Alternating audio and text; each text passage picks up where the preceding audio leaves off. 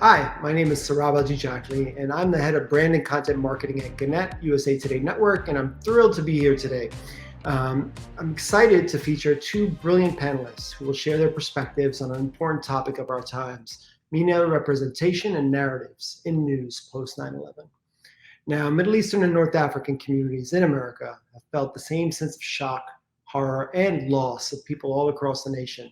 But furthermore, as marginalized collective of diverse communities that already face decades of acceptable bigotry and institutionalized misrepresentation and generalization, anti-Arab bias, Islamophobia, and negative stereotypes have only increased.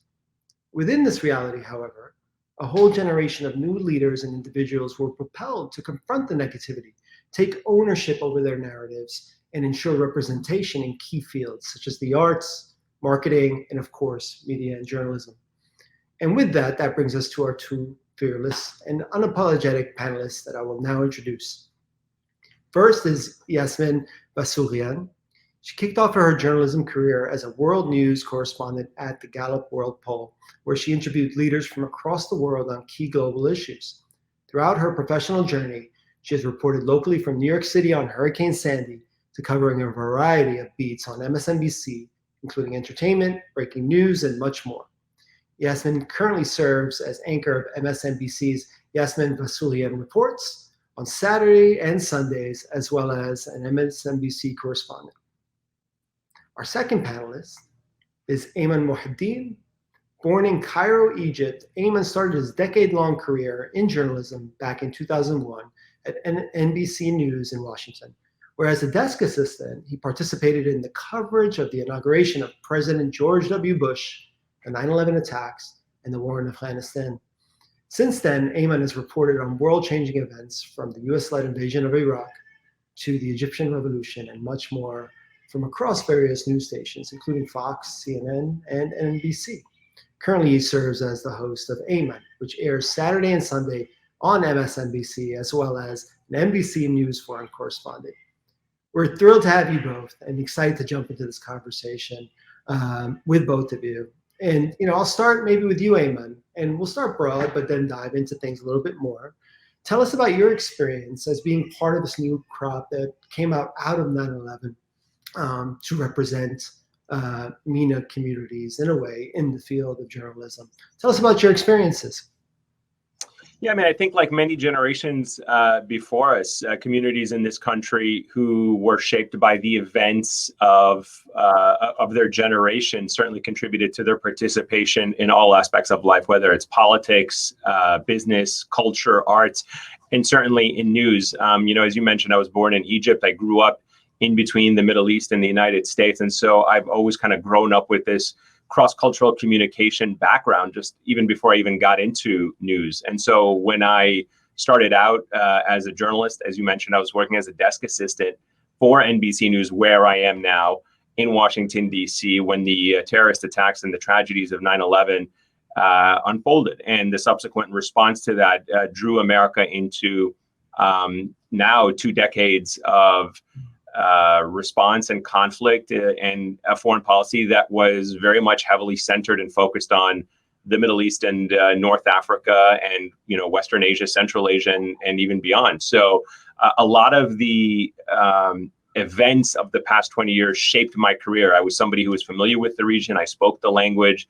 I was very comfortable in that part of the world. And for me, I've always had a fascination and appreciation for where I came from and where I grew up, and at the same time, understanding the dynamics and the forces at play there. So as the United States became more entangled, more invested, more interested in that part of the world, there were more opportunities for people who had my background, who had the language skills, who had the cultural skills. And news organizations certainly were interested in trying to attract that talent and attract the people with those resources and those skills and give them opportunities. And so that's why you saw an entire generation of Arab American and journalists from Middle East and North Africa and Western Asia all drawn to this profession and cover it and bring a lot of insight and experience into some of these very complex issues over the last couple of years. So that's essentially how I was drawn to it. I knew I always wanted to be in communication. I knew that I always wanted to be in journalism, and the events of the past 20 years obviously gave people like myself and my background the platform to contribute to meaningful discussions and reporting in those fields. Fantastic. And Yasmin, I'll point the same question to you. Tell us about your perspective on how the nature of covering the MENA region and its people in America and beyond has evolved post 9/11 into what it is today, and kind of intersection of your career going through that. Interestingly enough, 9/11, and I've been talking about this a lot lately, obviously, with the 20-year anniversary of 9/11, but was somewhat the beginning or the spawn of me kind of turning towards more news and journalism. And when I initially had graduated college, I thought I wanted to work more in entertainment journalism. And when the towers fell here in New York, I was doing just that. And I felt as if suddenly there was kind of this clashing of two worlds that I had very much an eye into, right? I was born here in the United States in a fairly kind of conservative white Republican town in upstate New York, to Iranian parents who emigrated to the United States back in 1969. I was the only Muslim family in town, along with maybe 2 Jewish families and 2 Black families. And so I felt as if I had this like very keen eye towards the intersection of both American culture, like real American culture, right, and the Middle East, because I'd been traveling back and forth to Iran with my family throughout my entire life. And journalism was always something that, I was drawn to. My dad had a student newspaper actually back in Iran in the 50s, during the times of Mossadegh, actually, when he was a college student. And so I felt as if it was my opportunity and my turn to tell the stories of people in the Middle East to the Americans, because we saw such a huge spike in Islamophobia after 9/11, and kind of so many people that were misunderstood from that part of the world. And I had an opportunity to tell their stories in a way that others couldn't necessarily do so because of the intersection that I had, because I came from both worlds. And so I took my own camera, went to Iran. It was like a small handy cam at the time, and that I got for my college graduation, and shot a piece on what it was like to be young in Iran. And that's kind of what catapulted me onto the stage working for Current TV, which was a network launched by Al Gore back in 2005. And from there on, I reported overseas for quite some time. And, you went into my bio a little bit earlier, but I felt as if that for me has kind of been the driving force, right? The underlying theme throughout my entire career, which has been trying to tell the stories of the people that don't necessarily have a voice, and being brought up to believe that journalism was so incredibly important. Storytelling was so incredibly important to speak for the underserved. And for me, it's kind of been my mission, especially considering what our country has been, and this country has been in the United States for the last 20 years. Let's just touch on that a second. I think recently I was watching, I think, an interview between the two of you, and Yasmin, you had said something around, this was post 9/11, kind of Islamophobia and the experience of Muslims in New York City and beyond. But you said something such as people didn't want to hear their stories. Yeah. And that propelled you, I think, to really go in and figure out ways to elevate these narratives that were just being unheard. Can you just push into that a little bit for us? It's fascinating because I just sat down with this panel. I guess it was last week, obviously, right before the 9/11 anniversary. Ayman showed the panel on his show as well, and we had it across a couple of different platforms. But I had a panel of Muslim Americans, 6 various individuals from all different countries. And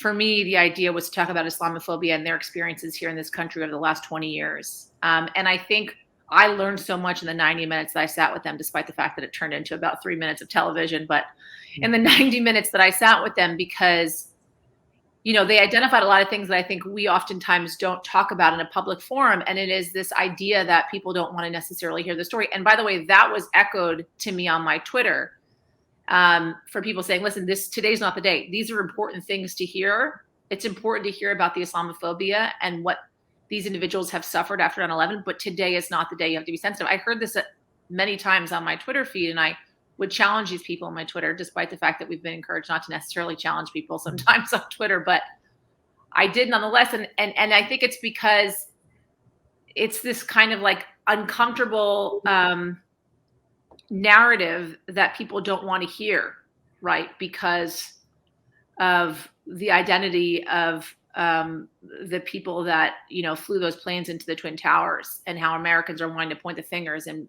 paint all one brush for all Muslims. And so I felt as if that's why it's incredibly important to hear these stories and hear these narratives, because it's the only way to get over kind of the hate and, you know, that exists, and you know, the stereotypes that exist, and to understand what these people are actually about, as uncomfortable as one may feel to hear it. That being said, on the other side of the coin, there's also a lot of people that were saying, my God, you know, these are stories that I've never heard before. These are voices that I've never heard, which, by the way, is not a great thing either. You know, people saying we've never heard these voices. Why not? How come we've never heard these voices? These are incredibly important voices here. This should be, you know, 101, journalism 101, to tell these types of stories. And so, yeah, I found it kind of, you know, really important to get that out there, and I learned so much along the way too in doing it. I mean, I think you speak to an important phenomenon where we've been not only othered as MENA communities, but our stories as part of this tragic event have totally been caricatured into something that is purely positioned as the protagonist, the enemy, and so on. Whereas many Muslim Americans, Arab Americans were in those towers who passed away. Many first responders came from our communities, and many New Yorkers experienced the same thing that everybody else was experiencing. And I think those narratives in many ways have been shut down. I always tell a story. I actually had the privilege on 9/11 and right after to volunteer down at 9/11. And I just remember, you know, this camaraderie around everybody who was helping out. And we're all talking about, you know, just in shock and everything. And I just remember somebody saying next to me, I can't wait to find an Arab so I can kill him and take revenge on this. Literally right there and then. I mean, well, I'm standing here like, let me just look away a little bit, but I thought we were all one, and, you know, facing this tragedy together. And those are the stories that I feel like have been suppressed over time. And I think the work that you did and has been doing has been fantastic. Ayman, you know, just to piggyback a little bit, one of the things that I found within that dichotomy is that not all MENA stories are equal in many ways, right? And as you've kind of maneuvered your career, it's been really interesting seeing not only how your identity helped impact the way you cover different topics, but how people, I think, you know, have related to the different issues that cover this huge swath of territory that is MENA and the communities that is. So I'm curious, like, do you have like experiences or moments that come to mind that showcase the complexity of trying to tell a story of a collective of communities that isn't just one story? Yeah, I mean, how much time do we have, right? I mean, you can almost kind of pick any part of the region, and I use that word very loosely because you know, when we use the word Middle East and North Africa, it's very specific. But obviously, just look at our backgrounds. You know, Yasmin is Iranian American, and it's very different than what's happening in Afghanistan, and certainly very different than what's happening in West Africa and Somalia. And all of that is somehow sometimes oversimplified and lumped up together as being this one war-torn region. The entire Arab world, the Muslim world, is not monolithic. It's certainly something I always try to reinforce in my reporting. The issues affecting, for example, Muslims in Indonesia is not the same as Muslims in Bosnia, certainly not the same as Muslims in West Africa. And certainly that's just focusing on Muslim issues. If you expand it to look at things that have nothing to do with religion, the forces that are, you know, at play in the Arab world are very different than forces at play in Turkey, or certainly places like Afghanistan or Iran that are not Arab. So I think as a reporter, as an anchor, as a correspondent, as a journalist, I've always tried to make these points very clear to my audience when I'm reporting on stories. And I think you see that. And there's sometimes where certain stories the Western audience naturally gravitates towards. And I remember shortly after covering the Arab Spring in Egypt in 2011 and the fall of that authoritarian government, the Mubarak regime, there was this moment of celebration in the West where everyone kind of understood what the protests and the revolution was about. There was a lot of sympathy coming from the West. But that type of sympathy and that type of desire to understand the Arab world does not necessarily extend to other parts of the Arab world when the United States is more directly involved in part of the conflict, whether it be wars like in Iraq or Afghanistan or Israel and Palestine. So I think depending on the story and how we as reporters on the ground, as journalists on the ground, are trying to explain it to an American audience, the one thing I constantly try to do is reinforce the Arab world is not monolithic. The people that you're speaking to come in all different shapes, political shapes and sizes, ideologically different. There are a lot of different forces at play. And you really have to take the time to understand it and not oversimplify, generalize, and just kind of reduce everything to these, simplistic talking points. And certainly try not to reduce it to this and look at it through this lens of the war on terror, which is what has skewed so much of our understanding of that part of the world for the past 20 years. We've only looked at it through a lens of how does this relate to our security? How does this relate to our interests in the region? And that has, I think, sometimes made it difficult for us to understand what is actually at play. And then when we see something like Afghanistan unfold the way it has, we're surprised by it, and we don't understand why democracy didn't take root or why governance, self-governance was not better without understanding what the actual forces at play and what we've contributed to as a country to the problems of those regions. That's brilliant. I'll say, as a Syrian American, I think, watching in awe and inspiration of the revolutions all across the Arab world, especially early on in Egypt and Tahrir Square, and seeing how that evolved to Syria. And in Syria, as everyone knows, became very bloody under the ruthless reaction of the Assad regime. But it became no longer that clean picture that everybody wanted to embrace. It became a very ugly thing. The revolution was on YouTube with all its ugliness, and that sort of steered cameras away to some degree, and that narrative kind of was pushed away, which is an interesting dichotomy, but speaks exactly to what you're talking about, which is we have to view the lens not through the lens of security, not to view the region not through the lens of security, but through the lens of the reality of the people living these stories, and doing so in a way that is authentic to them. And I think, let me just add something. I think it's a challenge as journalists that we constantly have, because oftentimes as a journalist on American television, you end up having to ask yourself, why does this matter to our audience, right? Mm-hmm. Because the majority of our audience is here in the United States. And so often, we are told or we see that they're not necessarily drawn to telling the stories of what's happening in those areas, in those parts of the world. And so I think it's a challenge for us to figure out how to tell the stories. And then also for the audience as well, to question why it is they're not interested, because, it may not directly affect you, i.e. be a national security issue, as Ayman, referenced, but in large part, it still, connects all of us in a way.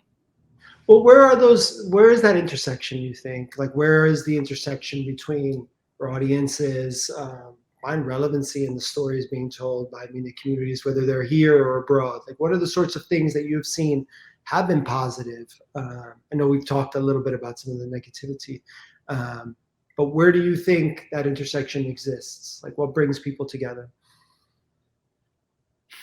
I mean, if I had the answer, I wish I knew. Because that means we'd be able to tell a lot more of these stories. That's a hard question. And I think it's like, for me, I guess I've always relied upon commonality. And so to find like a common thread, right, to in a way simplify it. So, and the way I tell stories obviously is very different than the way Ayman does, and different than the way others tell. But like, for me, it's finding a common thread, a commonality between Americans in that part of the world. What draws them together? What makes them care for the same things? For instance, being a parent, right? Like, you talk about what was happening in Syria. So why should an American care about what is happening in Syria? Because children are being affected, right? You see these kind of those awful images that we saw coming from Syria after the chemical attacks by Assad. So, you think, if anything, that should be able to draw an audience in to understand what's actually happening as a mother, as a father, as a sister, or a brother, people that are dying, right? And so I think kind of that commonality to pull it, sort of the empathy and, the understanding of loss and just complete and utter desperation, which I think Americans can very much understand and identify with, is kind of a way in to find that. And it's not always desperation and negativity either. Sure. There's positive threads as well, but that is something that is top of mind for me in trying to draw the common thread. You actually brought up a really good point earlier. First responders and on 9/11, some of the part of the panel that I interviewed last week talked about some of them whose children were first responders on 9/11. That in and of itself is a common thread that someone could be watching and thinking, I never knew that, right? And so it's things like that, pulling at a string like that can kind of open up a viewpoint that wouldn't have necessarily been there in the first place. Definitely. And Ayman, I don't know if you want to add into that a little bit, but where are those opportunities, like inspirational stories, areas that have even inspired you in terms of bringing to life these narratives, these grand narratives, but really creating a human spectrum on them? Like, what are those opportunities that you see, whether they've been covered to date, or where do you think we even need to go as we move into post 20 years after 9/11? I think there's a few different layers to that question. One, I think to Yasmin's point, I think as journalists, we try to humanize the other, and we try to humanize people that we don't necessarily know much about. And I think when you humanize people, you connect with them. So when you see what the people of, Egypt went through in 2011, what they were yearning for, what they were doing, same thing with Iran, same thing with people in Gaza, you connect with those people, and you understand, they have a desire to live free and in peace and in security and stability, and they want economic prosperity. And you begin to understand that you have a lot more similarities with them, and that makes the story more easier to relate to. So I think, to Yasmin's point, and I think to what you're saying as well, one of the reasons why people are always surprised when they hear stories about, there were Muslim, responders on 9/11. There are, all kinds of Muslims and Arabs that serve in the American government at every level of the American government, from security, national security services to everything in between. I think when you relate these stories and you understand, it becomes easier to connect with people. So I think that's one. I think the other aspect to it, I think that's really important, and we shouldn't lose sight of it, is to be able to hold a mirror to the collective American public about what it is that the United States does and supports in the region. And that way, Americans whose tax dollars are being used in the Middle East have a better understanding of what it is the government does in terms of perpetuating either progress or the lack thereof.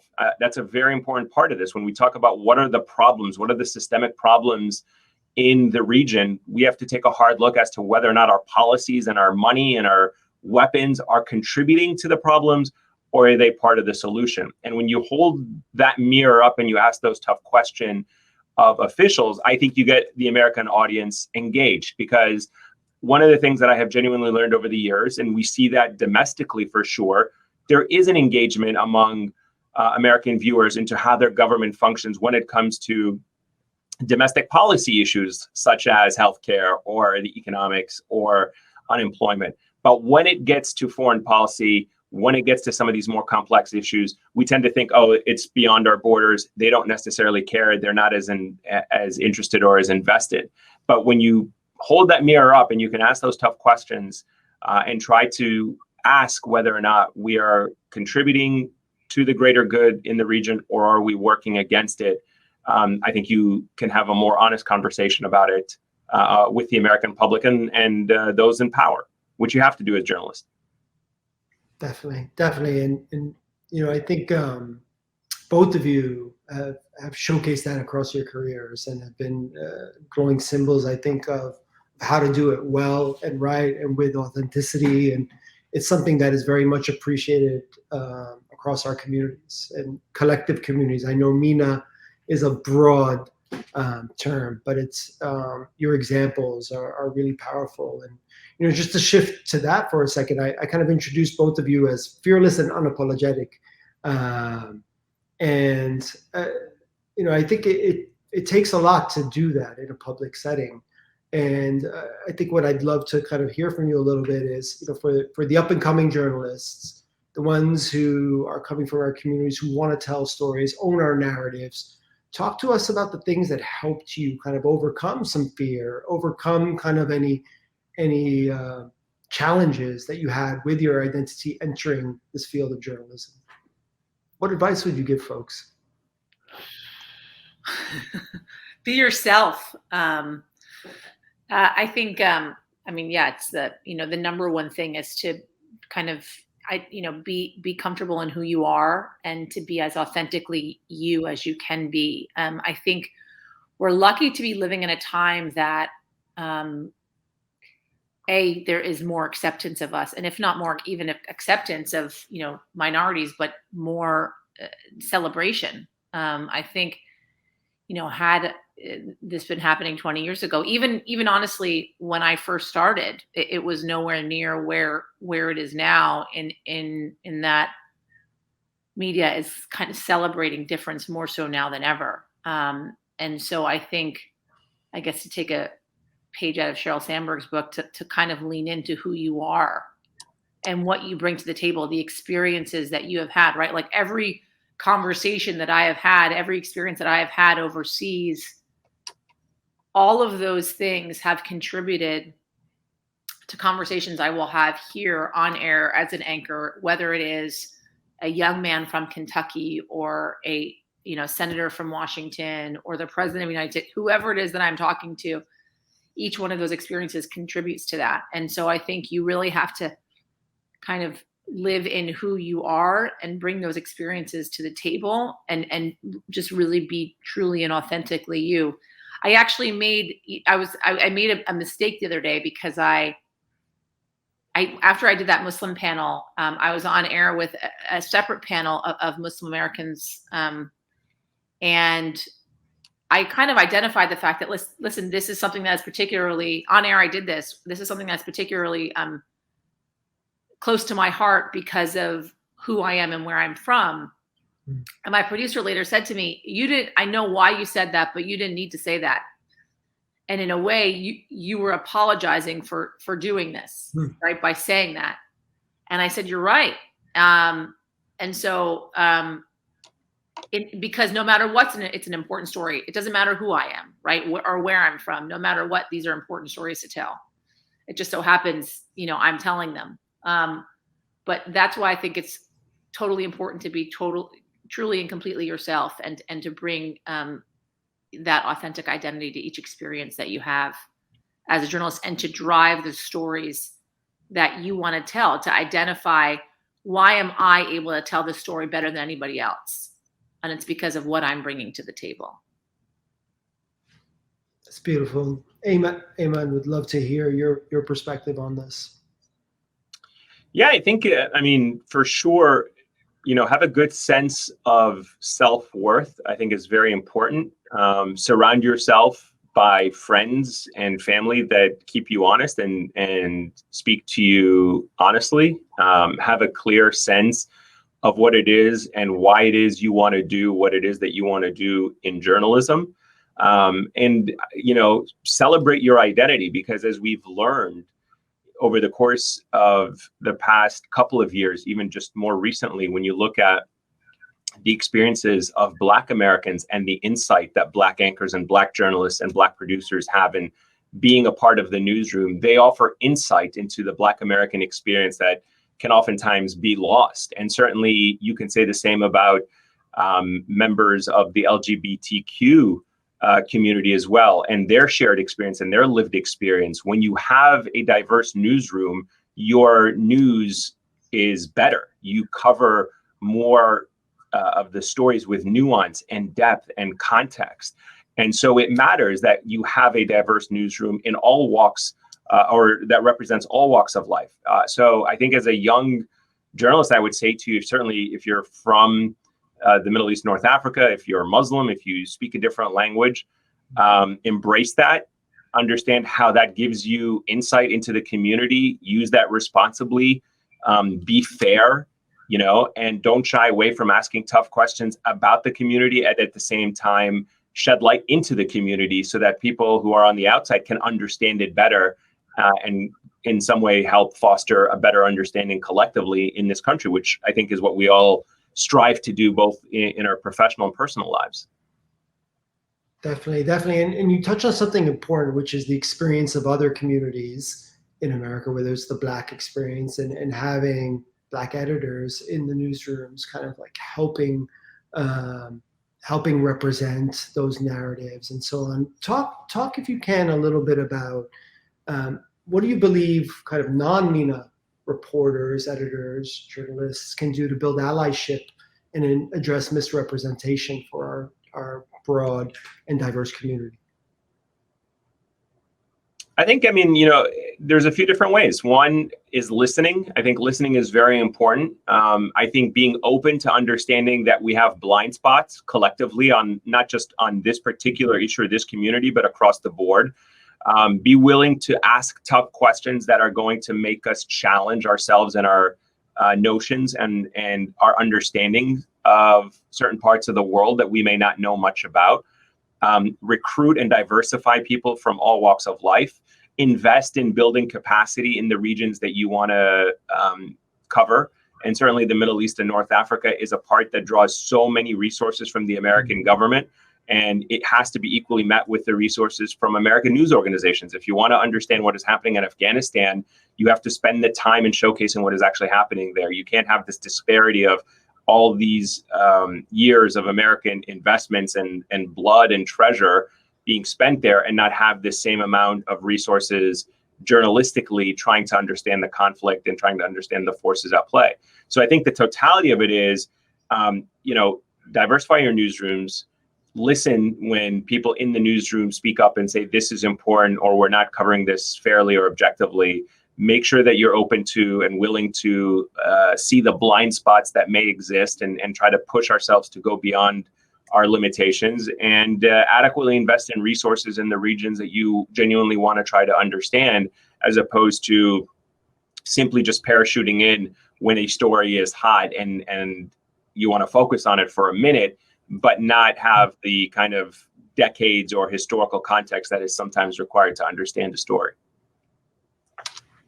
I would also just add to understand that the news audience is changing, right? The news audience was predominantly older white men for a very long time. And now you have a lot of women of color watching the news, and to understand that that's changing. So should the storytelling and the narratives that are happening inside the newsroom, and the way in which we're telling stories, and who we're speaking to and how we're speaking to them. And, the newsrooms need to change alongside that. The representation, the people that are watching, the people that are speaking need to change alongside that. What it means for someone, how many times I've gotten a note saying, to see you up there, knowing that you're from where I'm from, you look like I do, or whatever, that means a lot to people. And it means a lot to me, right? Mm-hmm. Like Christiana Mampour was my everything as I was, coming up, as I was beginning as a journalist. And so, but the fact that there was only really just one back then, and she was it, that was a problem too. And so, representation is everything for people to be able to look up and think, that person looks like me and is from where I'm from or comes from my background. And so if they can do it, I can do it. Indeed. I think representation and authentic